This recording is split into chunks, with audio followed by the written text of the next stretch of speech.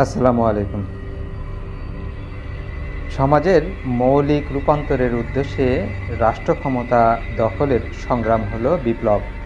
যেমন ১৯১৭ সালের রুশ বিপ্লব, ১৯৪৯ সালের চীনের বিপ্লব, ১৯৫৯ সালের কিউবা বিপ্লব আর ১৯৭১ সালের বাংলাদেশের বিপ্লব অর্থাৎ স্বাধীনতা। ২০২৪ সালের শেখ হাসিনা সরকারের পতন বিপ্লব নাকি গণ অভ্যুত্থান, এই বিষয়ে আজকে আলোচনা করব। বিদ্রোহ, অভ্যুত্থান ও বিপ্লব কথাগুলো শুনতে একই রকম মনে হলেও এদের মধ্যে অনেক পার্থক্য রয়েছে। বিদ্রোহ বলতে বোঝায় সরকার বা স্থানীয় প্রশাসনের বিরুদ্ধে মানুষের অসন্তোষ এবং অত্যাচার ও শোষণের বিরুদ্ধে মানুষের দীর্ঘদিনের পুঞ্জীভূত ক্ষোভের বহিঃপ্রকাশ। এর ফলে সরকার পরিবর্তন হয় না, নামমাত্র প্রশাসনিক সংস্কার হয়। আর অভ্যুত্থানের ধারণা বিদ্রোহ থেকে আরও ব্যাপকতর। জনগণ যখন রাষ্ট্রযন্ত্রের বাধা বিপত্তি অতিক্রম করে নিজেদের হাতে ক্ষমতা নিয়ে আসে এবং সেখানে ব্যাপক সংখ্যক মানুষের ঐক্যবদ্ধ অবস্থান নেয়, তখনই একে গণ অভ্যুত্থান বলে। যেখানে সমাজ বা রাষ্ট্রের সর্বস্তরের মানুষের অংশগ্রহণে সরকারের বিরুদ্ধে অনাস্থা প্রকাশ করা হয় এবং পরিবর্তনের জন্য রাজপথে অবস্থান করে।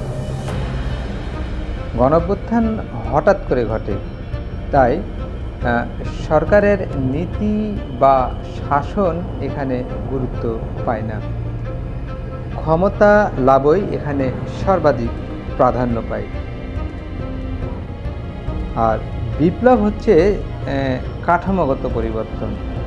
দীর্ঘদিন যদি কোনো শাসকের স্বৈরাচারী নীতির বিরুদ্ধে অথবা ঘুণে ধরা আর্থসামাজিক ও রাজনৈতিক ব্যবস্থার বিরুদ্ধে জনগণের সমগ্র অংশের বিক্ষোভের নাম হচ্ছে বিপ্লব।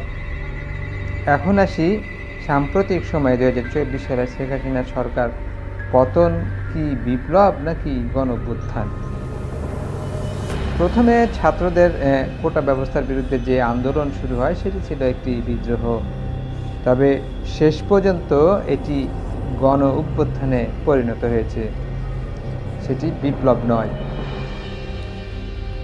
সমাজের একটি অংশ কোনো নির্দিষ্ট বিষয় নিয়ে আন্দোলন করলে তাকে বিদ্রোহ বলা হয়। এতে সরকার পরিবর্তনের দাবি থাকে না, তবে বিদ্রোহ থেকেই গণ অভ্যুত্থানের শুরুটা হয়। বিপ্লব বলা যাবে তখনই যখন কাঠামোগত পরিবর্তন আসবে। একটা কথা আছে যে সব বিপ্লব আন্দোলন, কিন্তু সব আন্দোলন বিপ্লব না।